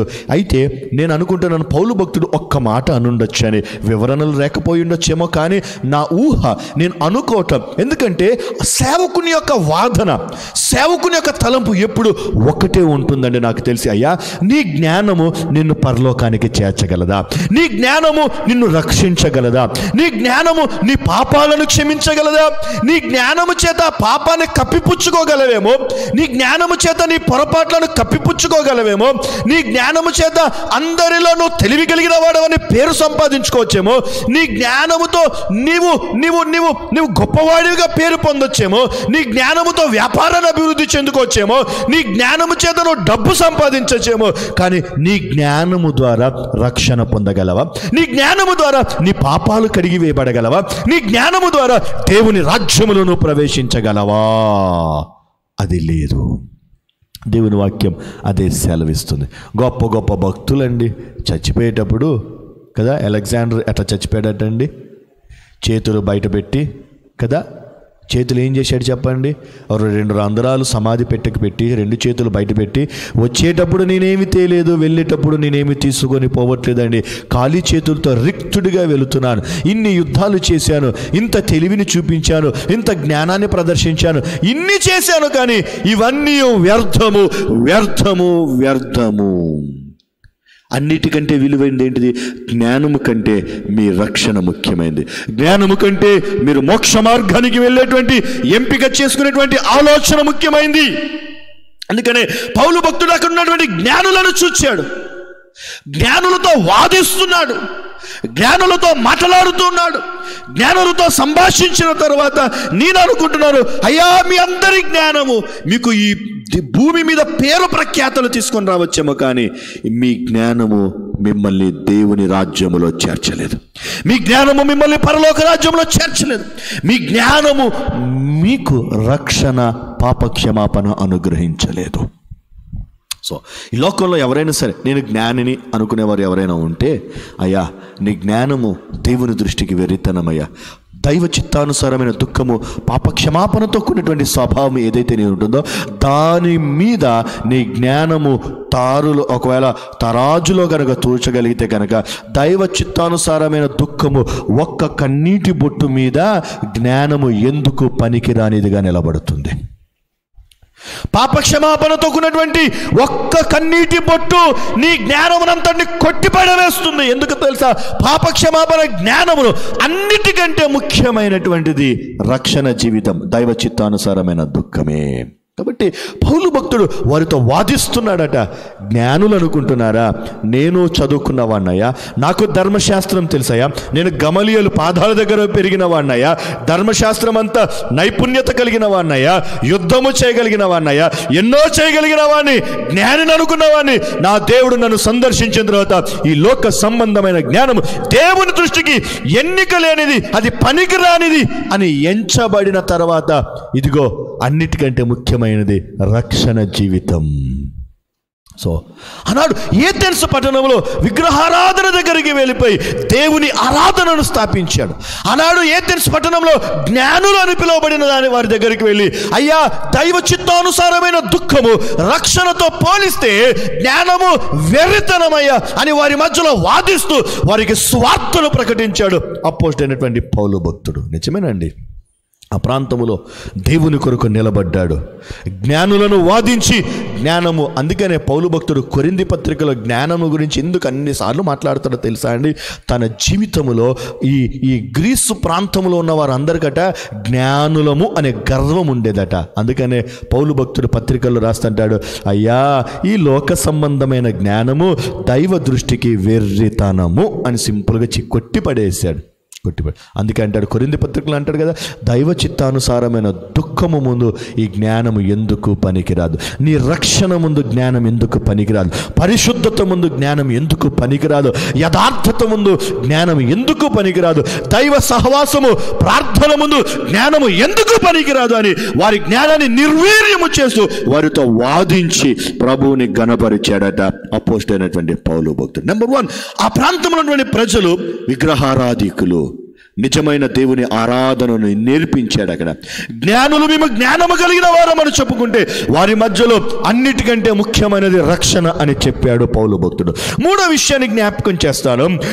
అపోస్తల కార్యగ్రంథము 17వ అధ్యాయం నుంచి 21వ వచనంలో చదువుకుంటే ఇలాగూ రాయబడింది, ఏథెన్స్ వారందరూ అక్కడ నివసించు పరదేశులను ఏదో ఒక క్రొత్త సంగతి చెప్పుటయందు వినుటయందు మాత్రమే తమ కాలమును గడుపుచూ ఉండువారు. కాలము విలువలు ఎరుగని వారు, సమయము ఎరుగని వారు. వీళ్ళు అన్నీ తెలుసు కానీ టైంపాస్ చేసే జీవితం. అందుకనే కాలమును ఎరుగని వారిని కొరింథీ పత్రికలో ఏమన్నాడు తెలుసా? క్షమించారు, రోమా పత్రికలో పనికి మాలిన వారు అన్నాడు. ఏమన్నాడు చెప్పండి? కాలాన్ని గుర్తెరుగని వాడు, సమయము విలువను ఎరుగని వాడు, జీవిత విలువలను ఎరుగని వాడు పనికి మాలిన వాడితో సమానము అని దేవుని వాక్యము సెలవిస్తుంది. సో పౌలు భక్తుడు అక్కడ ఉన్నటువంటి ప్రజలను చూచాడు. ఎప్పుడు ఏదో ఒకటి కొత్తదనం మాట్లాడుకోవాలి, వాళ్ళ గురించి మాట్లాడుకోవాలి, వీరి గురించి మాట్లాడుకోవాలి. అందుకని ఏథెన్స్ వారు అందరూ అక్కడ నివసించుచు పరదేశులను ఏదో ఒక క్రొత్త సంగతి. ఇంకో రకంగా చెప్తా, జాగ్రత్తగా వినండి. ఏథెన్స్ పట్టణం దేనికి ఏథెన్స్ పట్టణం గురించి చెప్పాను. ఒకటి ఒలింపిక్స్ గేమ్స్ ప్రారంభమైంది ఏథెన్స్ పట్టణం, డెమోక్రసీ ప్రారంభమైంది ఏథెన్స్ పట్టణంలోనే, మల్టీ కల్చర్డ్ పీపుల్ అండ్ అంటే హోస్టింగ్ అనేటువంటిది ప్రారంభమైంది ఎక్కడి నుంచి అంటే ఏథెన్స్ పట్టణం నుంచి. ఈ మ్యూజియంస్ ప్రారంభమైంది ఏథెన్స్ పట్టణం నుంచే. టెంపుల్స్, విగ్రహారాధన విపరీతంగా ఉన్నటువంటి ప్రాంతము, ప్రపంచంలో ఎక్కువగా గుళ్ళు ఉన్నటువంటి ప్రాంతం ఏంటంటే ఏథెన్స్ పట్టణమే. వెస్టర్న్ కల్చర్ ప్రారంభమైంది ఎక్కడి నుంచి? ఏథెన్స్ పట్టణం నుంచి. థియేటర్స్ లేకపోతే అక్కడ ఉన్నటువంటి ప్రాంతమంతా కూడా అక్కడ నాటకాలకు, అక్కడ ఉన్నటువంటి ప్రాంతమంతా కూడా ఆ వివిధ రకాల వ్యాసాలకు, వీటికి బాగా అలవాటు పడిపోయినటువంటి ప్రాంతము ఏథెన్స్ పట్టణం. ఎందుకంటే వివిధ ప్రాంతాల ప్రదేశాల నుంచి అందరూ వస్తారు కదా, వీళ్ళు వచ్చారు అని వాళ్ళ గురించి ముచ్చట్లు, ఇరుగు పొరుగు ముచ్చట్లు ఎక్కడ ఎక్కువైపోయినాయి. ఇక వీళ్ళు అలాంటి వారు, వారు ఇలాంటి వారు, వారి గురించి వీరి గురించి ప్రాంతాల గురించినటువంటి సంగతుల మీద సమయాలను గడుపుతూ అందరి గురించి ఎక్కువగా మాట్లాడుకుంటూ వారి విలువైన సమయములను, కాలములను వ్యర్థపరుస్తూ కాలాన్ని వెళ్ళబుచ్చేటువంటి ప్రజలట ఏథెన్స్ ప్రాంతాల్లో. ఇంకో రకంగా చెప్పాలంటే పల్లెటూళ్ళలో గద్దెల మీద కూర్చునే ముసలి వారు ఉంటారు చూసారా, వాళ్ళంటే కూర్చున్నారంటే వారికి ఉన్నటువంటి అర్థం ఏంటంటే పని చేయలేరు కాబట్టి, వృద్ధాప్యం వచ్చేసింది కాబట్టి వారు ఇళ్లలో కూర్చోలేక బయట కూర్చొని గద్దెల మీద ఏదో మాట్లాడుకుంటున్నారు. ఒకవేళ పంచాయతీ లాంటి గొడవలు జరిగితే రండి అని పెద్దల్లాగా కూర్చొని ఏదో సమస్యలు పరిష్కరిస్తారు. కానీ ఏథెన్స్ పట్టణంలో అట పిల్లలు మొదలుకొని వృద్ధుల వరకు యవనస్తులు అందరూ కూర్చుంటారట. 24 గంటలు ఏంటో తెలుసా అండి, టైంపాస్, కాలము విలువ తెలియక కాలములను సమయములను వ్యర్థపరిచే ప్రజలు ఏథెన్స్ పట్టణ ప్రజలు. ఎప్పుడు కాలక్షేపం కావాలి వాళ్ళకి, ఎప్పుడు ఆటలు పాటలే కావాలి వారికి, ఎప్పుడు విందులు వినోదాలే కావాలి వారికి. ఏథెన్స్ పట్టణం అంటేనే అక్కడ ఆటలకు, విందులకు, వినోదాలకు బాగా ప్రఖ్యాతి చెందినటువంటి ప్రాంతం ఆ ప్రాంతం. కాబట్టి వీరందరూ విందులకి, వినోదాలకు బాగా అలవాటు పడిపోయినటువంటి ప్రజలు. అలాంటి ప్రజల మధ్యలోనికి అప్పుడున్న పౌలు భక్తులు వెళ్ళి సువార్తను ప్రకటిస్తూ, అయ్యా మీరు అజ్ఞానములో ఉన్నారు. అందుకని చూడండి బైబిల్ గ్రంథంలో 30వ వచనంలో అంటాడు, మీరు అజ్ఞాన కాలములను దేవుడు చూచి, మీ అజ్ఞాన కాలములో మీరు బ్రతుకుతున్నటువంటి కాలము అజ్ఞాన కాలము, దాన్ని దేవుడు చూచి చూడనట్టు ఉండెను. ఇప్పుడైతే అంతటను అందరూ మారు మనసు పొందవలెనని దేవుడు కోరుకుంటున్నాడు అన్నాడు. కూర్చొని ముచ్చట్లు వ్యవహారాలు పెట్టి టైంపాస్గా వీరు విందులు వినోదాలు కాలాన్ని పాడు చేసుకుంటుంటే పౌలు భక్తుడు వారి మధ్య మీరు అజ్ఞాన కాలంలో, గుడ్డితనంలో బ్రతుకుతున్నారు. మీరు జ్ఞానులు అనుకుంటున్నారు కానీ మీరు గుడ్డితనంలో బ్రతుకుతున్నారు, అజ్ఞాన కాలంలో బ్రతుకుతున్నారు. మీ కాలము మారిపోవాలి. ఇక మీదట ప్రభువుని ఆరాధించే సమయం రావాలి, దేవునితో సహవాస సమయంలోనికి మీరు రావాలి, ప్రభువుతోని మీరు సమయాలు గడిపే దినములు పెరగాలి. అజ్ఞాన కాలం. ఇంకో రకంగా చెప్పాలంటే ఒక పక్కన విందులు వినోదాలతో అందరూ టైం వేస్ట్ చేస్తుంటే, ఇంకొంతమంది గుళ్ళకాడికి వెళ్ళిపోయి వ్యర్థమైన ఆరాధన, నిజమైన దేవుడు ఎవరో తెలియక తెలియబడని దేవుడిని ఆరాధన చేస్తున్నామని చెప్పి కాలాన్ని వ్యర్థపరుచుకుంటున్నారు. అందుకనే మీరు అజ్ఞాన కాలంలో బ్రతుకుతున్నారు. మీరు ఏం చేస్తున్నారో, మీ సమయాలను, కాలములను ఎలా వెళ్ళబుచ్చుచున్నారో మీకు అర్థం కావట్లేదు. నిజమైన దేవుని ఆరాధించండి.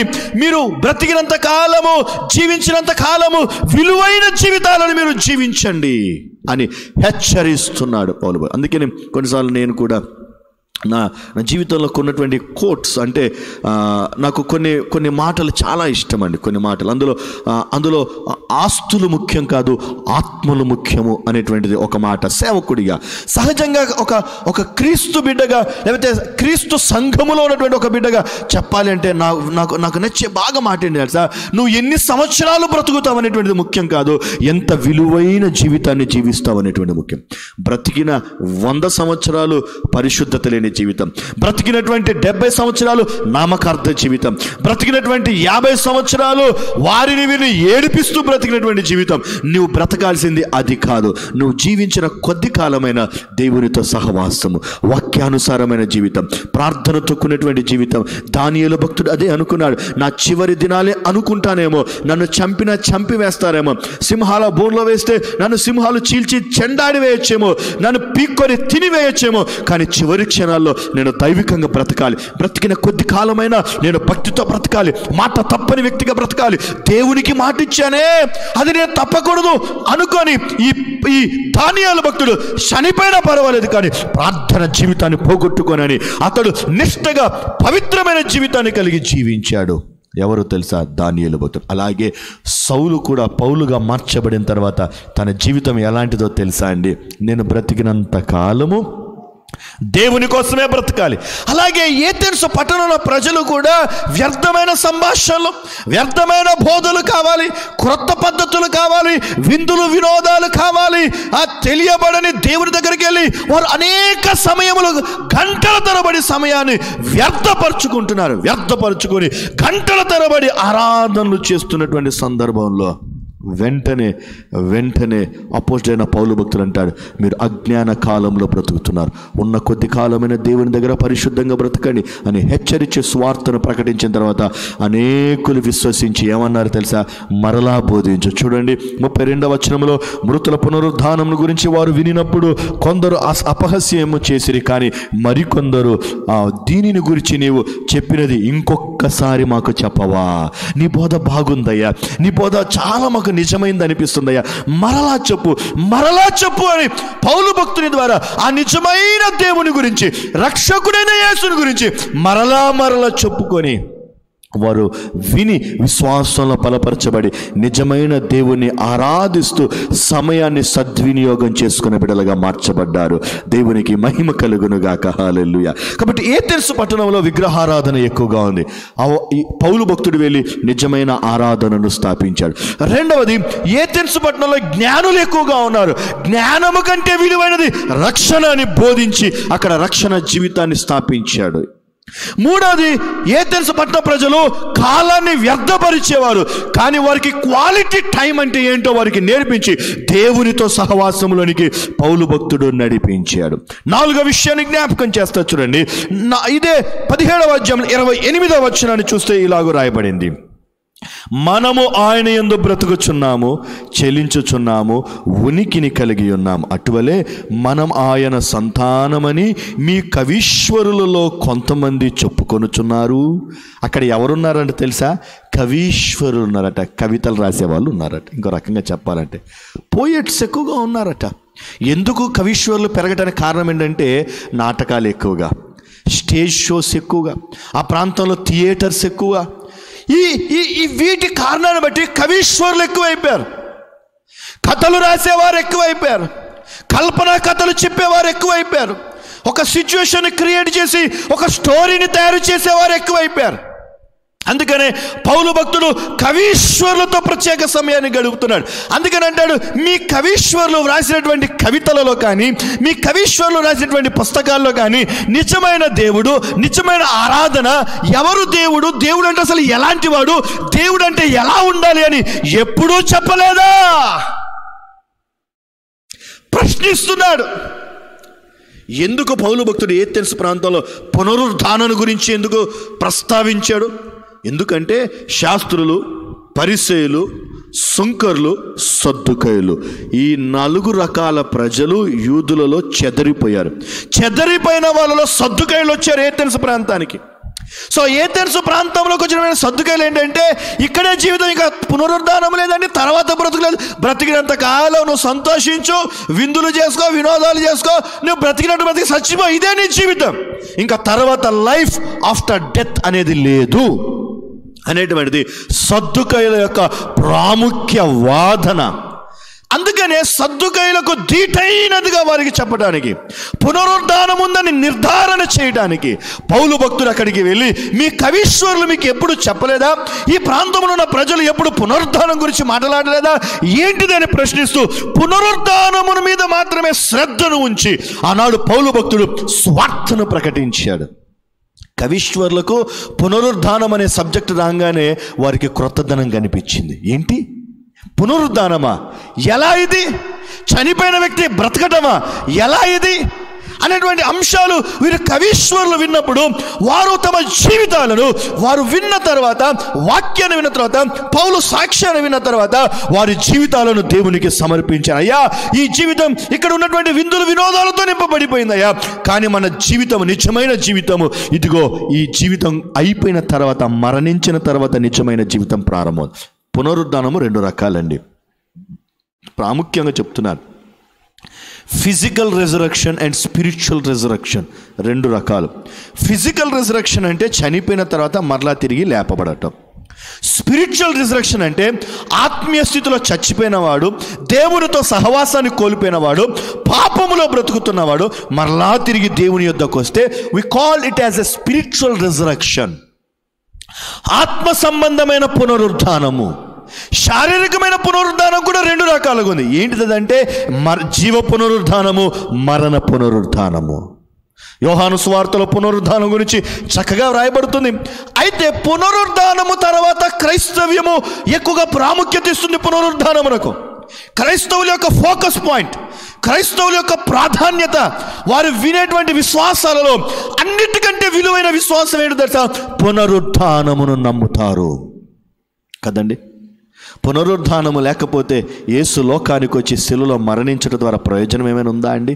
ఆయన వెళ్ళి మన కొరకు స్థలమును సిద్ధపరుస్తా అన్నాడు. పునరుద్ధానము అయిన తర్వాత దేవుని రాజ్యములోనికి ప్రవేశించిన తర్వాత అక్కడ చీకటి ఉండదు, అక్కడ సూర్యుడు ఉండడు. నా దేవుడే పగలు రాత్రిగా, రాత్రి వర్షాలు ఉండదు. నా దేవుడే నిత్యము వెలుగుతూ ప్రకాశిస్తూ ఉంటాడు. ఇంకో రకంగా చెప్పాలంటే సూర్యుడు లేదంటే డే నైట్ లేదంటే అక్కడ కాలము సమయము లేదు. యుగ యుగములు తరతరములు ఆయనతోటే నువ్వు నివసిస్తావు. అక్కడ ఏముండదంటే ఆకలి దప్పికలు ఉండవు, అక్కడ దుఃఖము బాధలు ఉండవు, అక్కడ ఏముండదంటే చీకటి ఉండదు. అక్కడ ఉన్నటువంటి పరిస్థితులన్నీ వేరు. భూమి మీదకి పరలోక రాజ్యానికి. అంటే పునరుద్ధానమును ఎందుకు విలువైనదని క్రైస్తవులు విశ్వసిస్తారంటే ఇక్కడ దేవుని నువ్వు నేరుగా చూడలేవు. జాగ్రత్తగా వినండి. ఇక్కడ దేవుని భూమి మీద ఉన్నప్పుడు మానవ శరీరము దేవుణ్ణి ఎప్పుడు చూసినా ఇండైరెక్ట్గానే చూస్తుంది. మారు రూపంలో చూస్తాడు, వెలుగును చూస్తాడు, సేవకుల రూపంలో చూస్తాడు, దూతల రూపంలో చూడగలుగుతాడేమో. కానీ ఒక్కసారి నువ్వు రూపాంతరము చెంది, నువ్వు పునరుద్ధానములో నువ్వు మహిమ శరీరమును ధరించి ఒక్కసారి నువ్వు ఎత్తబడిన తర్వాత దేవుని నేరుగా నువ్వు చూడగలవు.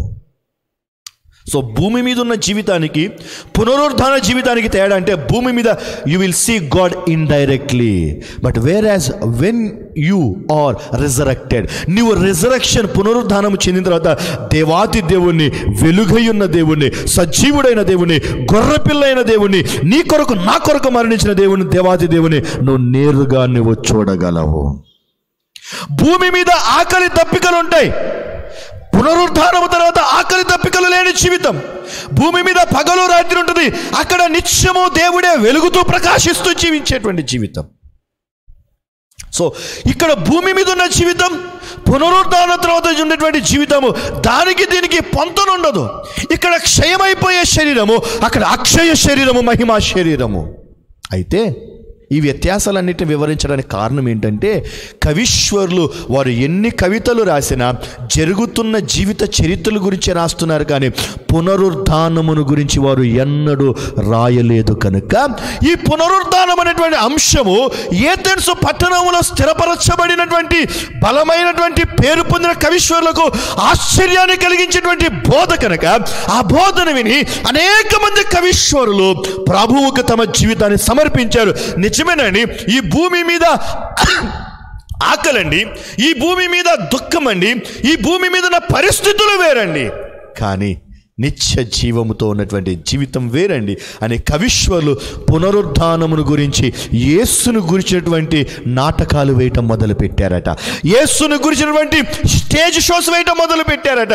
ఇప్పటికీ కూడా ఏథెన్స్ పట్టణం అంటే ప్రస్తుత కాలంలో అన్నిటికంటే ప్రపంచంలో ఎక్కువ థియేటర్స్ ఉన్నటువంటి ప్రదేశం ఏంటంటే ఏథెన్స్ పట్టణమే.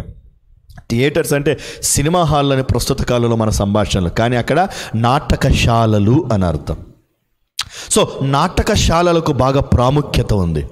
ఆ నాటకశాలల్లో కవీశ్వరులు ఈ వాక్యాన్ని విన్న తర్వాత అక్కడ నాటకాలు ఎక్కువైపోయినాయట. నాటకాలంటే నాటకశాలల్లో క్రీస్తు జన్మ మరణ పునరుద్ధానము గురించినటువంటి నాటకాల ద్వారా అనేక మంది రక్షించబడుతున్నారట. దేవునికి మహిమ కలుగునుగాక. హల్లెలూయా.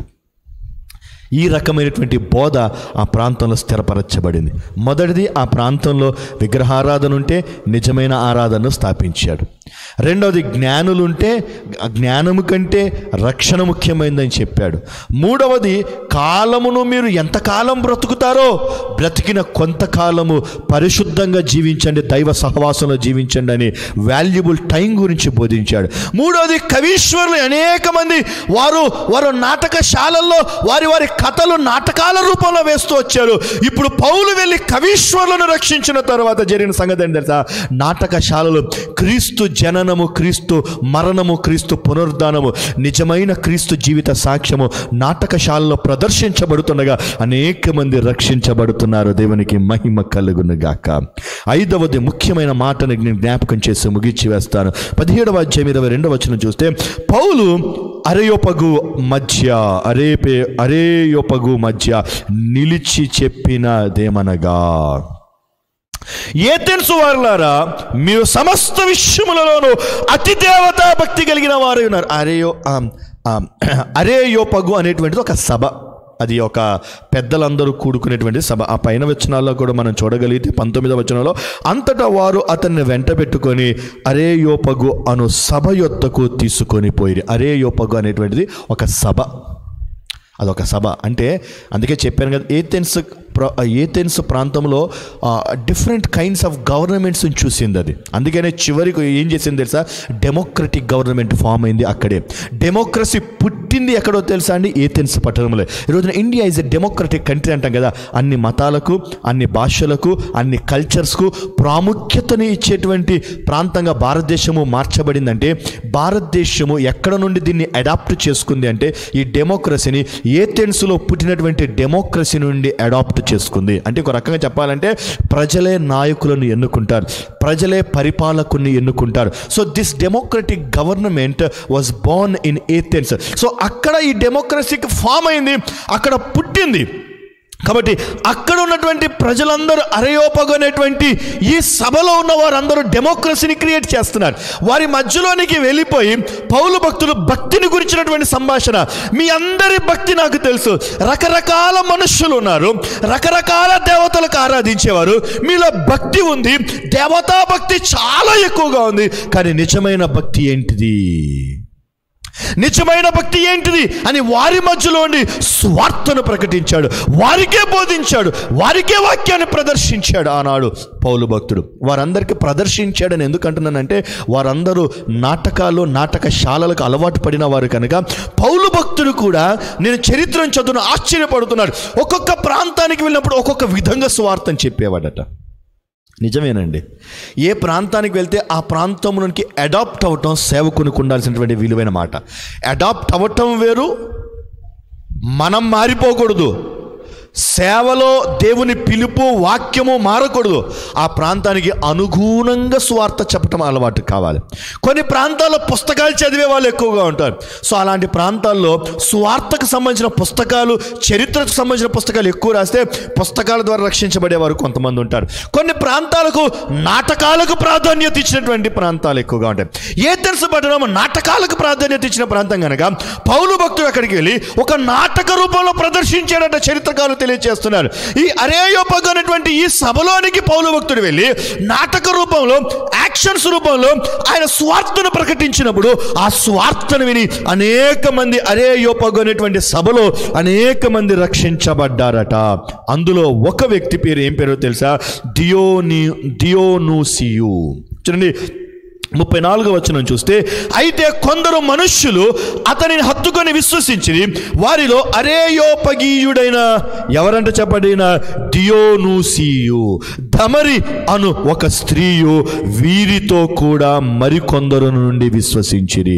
ఆ అరేయోపగు అనేటువంటి సభలో కేవలం పురుషులకు మాత్రమే కాదు, స్త్రీలకు కూడా ప్రాముఖ్యత ఉంది.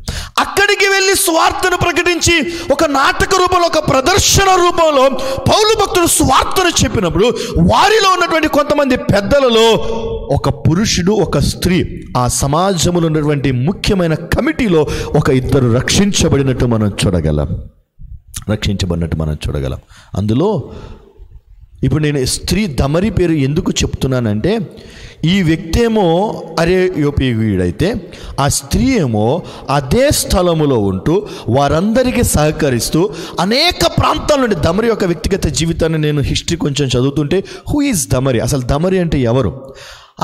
ఆమె ఈయన స్వార్థ ప్రకటిస్తున్నటువంటి సమయంలో ఆమె అక్కడ ఏం చేస్తుంది, ఆమె ఏ విధంగా రక్షించబడుతుంది?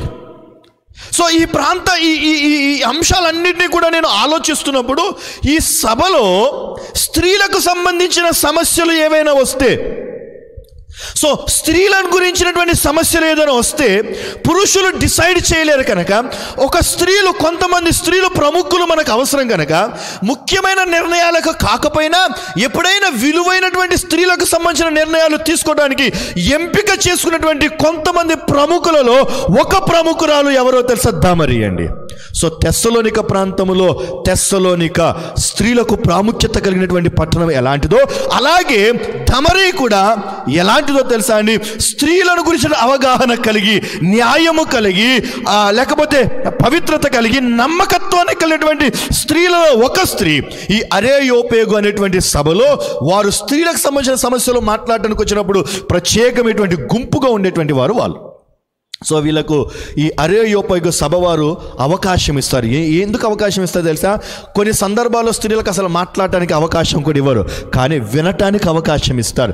కొన్ని డెమోక్రసీ తీసుకునే నిర్ణయాలు స్త్రీలు కొంతమందికి తెలియాలి కాబట్టి, స్త్రీల సమస్యలు వచ్చినప్పుడు వీరు పరిష్కరించాలి కాబట్టి డెమోక్రసీ రూల్స్ అండ్ రెగ్యులేషన్స్ నేర్చుకోవడానికి వారిని అక్కడ రాణిస్తారు. కాబట్టి అక్కడికి వచ్చిన వారిలో ఎవరెవరున్నారో తెలుసా? దియోనూసియు అదేవిధంగా దమరి ఉన్నారు. వారు ఇద్దరు కూడా పౌలు ప్రదర్శించిన వాక్య ప్రదర్శనను బట్టి వీరిరువురును రక్షించబడి నిజమైన భక్తిలోనికి నడిపించబడి ప్రభువుని స్తుతించి ఘనపరచగలగడానికి సిద్ధంగా అక్కడ నిలబడ్డారు, రక్షించబడ్డారు, విశ్వసించారు. దేవునికి మహిమ కలుగునుగాక.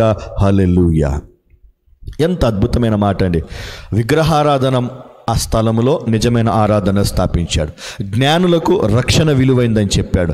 నీ జ్ఞానంతో డబ్బు సంపాదించుకోగలవు, పరలోక రాజ్యానికి వెళ్ళే మార్గాన్ని సంపాదించుకోలేవు, జ్ఞానం కంటే రక్షణ ముఖ్యమైందని చెప్పాడు. మీ కాలాలు సమయాన్ని ఎలా పాడు చేస్తున్నారంటే అట్లా పాడు చేస్తున్నారు. జీవితానికి ఉన్న విలువ మీరు అర్థం చేసుకోండి. బ్రతికిన కొద్ది దినాలైన విలువైన జీవితాన్ని జీవించాలని వారికి బోధించాడు. పండితులకు, కవీశ్వరులకు వారికి అర్థమయ్యే రీతిలో పునరుత్థానమును వారికి తెలియచేస్తే ఆ తరువాత వారు పునరుద్ధానముతో కూడినటువంటి ప్రదర్శనలు చేయటం మొదలుపెట్టారు. 5వది భక్తిని, నిజమైన దేవతా భక్తి వాళ్ళకుంది, కానీ దైవ భక్తిలోనికి నడిపించాడు. దేవతా భక్తిలో నుండి దైవ భక్తిలోనికి నడిపించాడు. దేవతా భక్తిలో నుంచి దైవ భక్తిలోనికి నడిపించాడు అపోస్తలుడైన పౌలు భక్తుడు. నిజంగా ఏథెన్స్ ప్రాంతము పౌలు భక్తుడు అడుగు పెట్టిన తర్వాత అద్భుతమైన ప్రాంతంగా మార్చబడిపోయింది.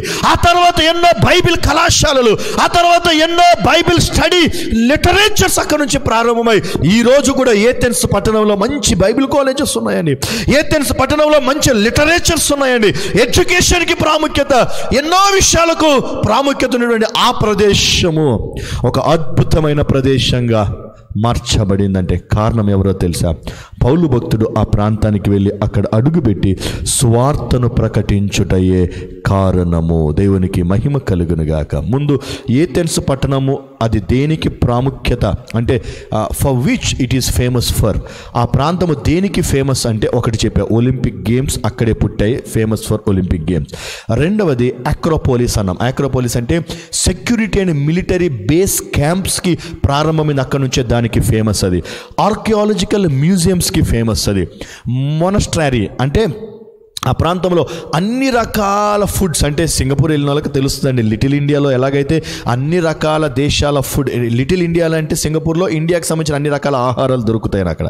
అట్లాగే ఈ ఏథెన్స్ పట్టణానికి వివిధ ప్రాంతాల నుండి వచ్చినటువంటి ఆటలకే కానీ ప్రదర్శనలకే కానీ వచ్చిన వారికి అన్ని దేశాలకు సంబంధించిన ఆహారాలు సిద్ధపరిచి ప్రేమతో అందరినీ సంతృప్తిపరిచి ఆతిథ్యం ఇచ్చేటువంటి స్థలం ఏథెన్స్ పట్టణం.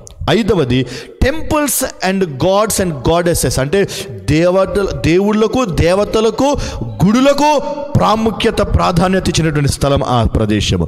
6వది క్రాడిల్ ఫర్ వెస్టర్న్ కల్చర్. అంటే వెస్టర్న్ కల్చర్ అని మనం ఒక పదాన్ని ఎక్కువగా వాడుతుంటాం కదండి.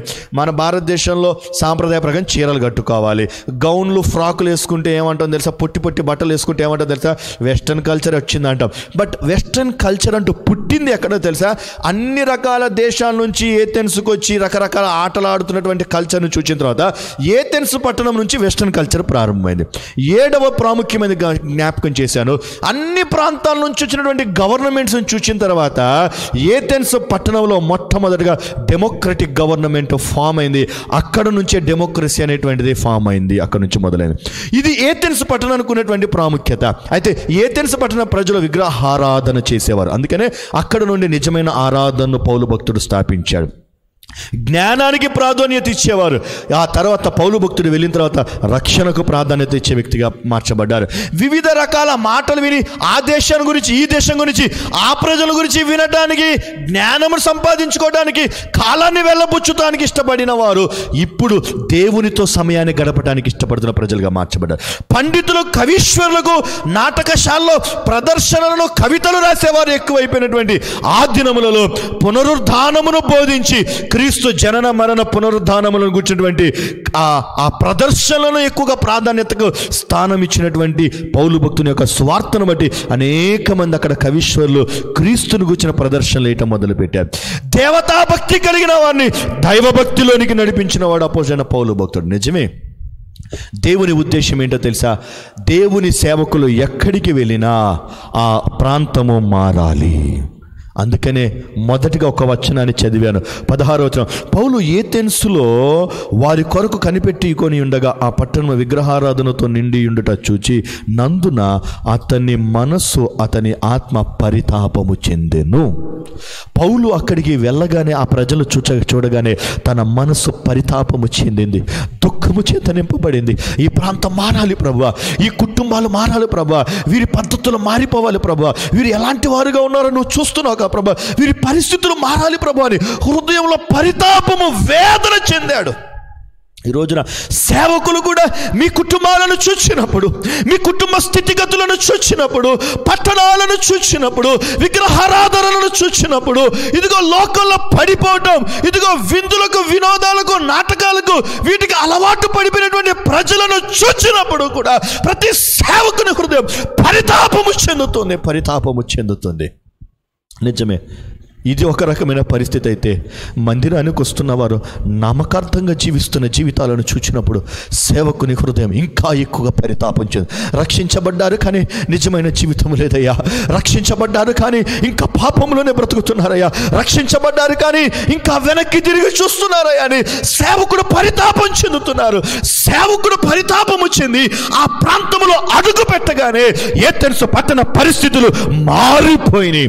ఈ రోజున దేవుడు నీ కుటుంబాన్ని చూచి పరితాపము చెంది నీ ఇంట అడుగు పెడితే నీ కుటుంబ స్థితి మారిపోతుంది.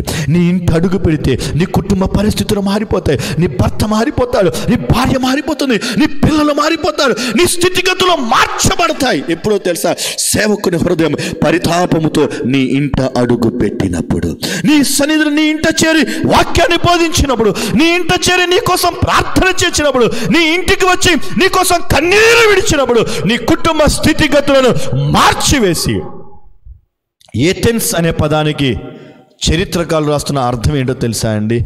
పరివర్తన, మార్పు అని అర్థం. కానీ మార్పు లేని జీవితాలు. వెంటనే పౌలు వెళ్ళిన తర్వాత నిజమైన మార్పు వచ్చింది. ఈ రోజున నీ ఇంట దేవుడు అడుగు పెట్టాలి అని ఆశపడుతున్నాడు. నీ ఇంట దైవ సేవకుడి రూపంలో దేవాతి దేవుడు పరితాపముతో నింపబడినటువంటి సేవకుడు నీ ఇంట అడుగుపెట్టి నీ కుటుంబాన్ని దీవెనతో నింపాలని, నీ కుటుంబాన్ని సమాధానముతో, నీ కుటుంబంలో రక్షణ, నీ కుటుంబంలో పరిశుద్ధత ఉండాలని ఆశపడి సేవకుడి హృదయ పరితాపం పెడుతున్నాడు. అలాగున నీ స్థానిక సేవకుని నీ ఇంటికి పిలిపించుకొని నీ ఇంట్లో ప్రార్థన ఏర్పాటు చేసుకో. దేవుడు పౌలు భక్తుడు వెళ్ళిన చోటల్లో గొప్ప కార్యాలు చేసినట్టు నీ సేవకుడు నీ ఇంటి అడుగు పెట్టగానే గొప్ప కార్యాలు జరుగుతాయి. అలాగున దేవుడు నీ ఇంటి పరిస్థితులను మార్చివేసి నిన్ను దీవించునుగాక. Amen, amen, amen. తల వంచని ప్రార్థన చేసుకుందాం. Thank you lord, thank you lord. Athens పట్టణాన్ని గురించి అనేకమైన విషయాలు మేము వినటానికి సహాయము చేశారయ్యా. నిజమే నా ప్రభువా, అక్కడే అన్నిటికీ మూలాలు ప్రభువా, అక్కడే అన్నిటికీ మూలాలు. నిజమే, డెమోక్రసీ అక్కడే పుట్టుండొచ్చు, నాటకాలు అక్కడే పుట్టుండొచ్చు, లేకపోతే నా ప్రభువా విగ్రహారాధన విపరీతంగా ఉండొచ్చు, ఎన్నో ఆటలు పుట్టి ఉండొచ్చు, ఎన్నో పరిస్థితులకు అదే మూలస్థలం, వెస్ట్రన్ కల్చర్కి అదే ప్రాంతం. అలాంటి భయంకరమైన ప్రాంతంలో పౌలు భక్తుడు అడుగు పెట్టిన తర్వాత ఇదిగో అరయోపేగు అనేటువంటి సభలో ఉన్న వ్యక్తులు మార్చబడుతున్నారు, కవీశ్వరులు మార్చబడుతున్నారు, విగ్రహారాధికులు మార్చబడుతున్నారు, జ్ఞానులు మార్చబడ్డారు, కాలమునను వ్యర్థపరిచేవారు మార్చబడుతున్నారు. ఈ రోజున ఈ వాక్యాన్ని వింటున్న వారు కూడా యేసు నీ నామముల వారి జీవితాలు మార్చబడునుగాక నా ప్రభువా, మార్చబడునుగాక.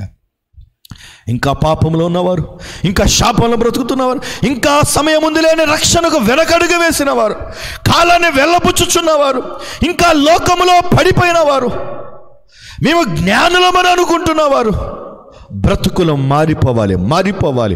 అందుకే ఈ రోజు నువ్వు సూటిగా అందరితో మాట్లాడుతున్నావు, అందుకే ఈరోజు అందరితో నువ్వు మాట్లాడుతూ వస్తున్నావయ్యా. అందుని బట్టి నీకు వందనాలు, స్తుతులు నాయన. Thank you lord. ప్రతి హృదయం మార్చబడాలి, ప్రతి కుటుంబం మార్చబడాలి, ప్రతి ప్రదేశం మార్చబడాలి, ప్రతి ప్రాంతం రక్షించబడాలి. పౌలు అడుగుపెట్టిన ప్రదేశాల్లో మార్పు కలిగినట్టుగా సేవకులు అడుగుపెట్టిన ప్రతి ఇల్లు యేసు నీ నామంలో మార్చబడాలి. కఠినులు మార్చబడాలి, త్రాగుబోతులు మార్చబడాలి, తిరుగుబోతులు మార్చబడాలి, జగడగొండులు మార్చబడాలి, వ్యభిచారులు మార్చబడాలి, అవిధేయులు మార్చబడాలి, అపనమ్మకస్తులు మార్చబడాలి, పాపములో ఉన్నవారు మార్చబడాలి నా ప్రభువా, మార్చబడాలి. Thank you lord. ఈ రోజున ఈ వాక్యము ద్వారా మార్చబడాలి, అనేక మంది మార్చబడాలి నా ప్రభువా. Thank you lord. ప్రార్థన చేసుకుందాం. మమ్మల్ని మిక్కిలిగా ప్రేమించిన మా ప్రియ పరలోకపు తండ్రి, మా దేవాతి దేవానికి వందనాలు చెల్లిస్తున్నాం. ఈ రాత్రి కాల సమయంలో ఇదిగో ఏథెన్స్ ప్రాంతాన్ని గురించి మేము వినటానికి మీరు చూపించిన మీ అత్యంత కృపను బట్టి నీకు వందనాలు, స్తుతులను చెల్లిస్తున్నాం. ఆ ప్రాంతము దేనికి ప్రాధాన్యతని ఇచ్చిన ప్రాంతం, ఆ ప్రాంతంలో ఉన్న ప్రజలు ఎలాంటి వారు, పౌలు వెళ్ళిన తర్వాత ప్రాంతం ఎలా మార్చబడింది అనే సత్యాలను మీరు మాకు తెలియచేసి మమ్మల్ని బలపరిచినందుకు నీకు వందనాలు. వాక్యము ప్రతి హృదయములో నాటబడి ఫలించును గాక. హృదయాలు మార్పు చెందిన వారిగా ప్రతి వ్యక్తి జీవిస్తూ నీ రాకడ కొరకు సిద్ధపడుటకు సహాయం చేయమని యేసు ఘనమైన నామములో అడిగి వేడుకుంటూ ప్రార్థించుచున్నాము తండ్రి. ఆమెన్.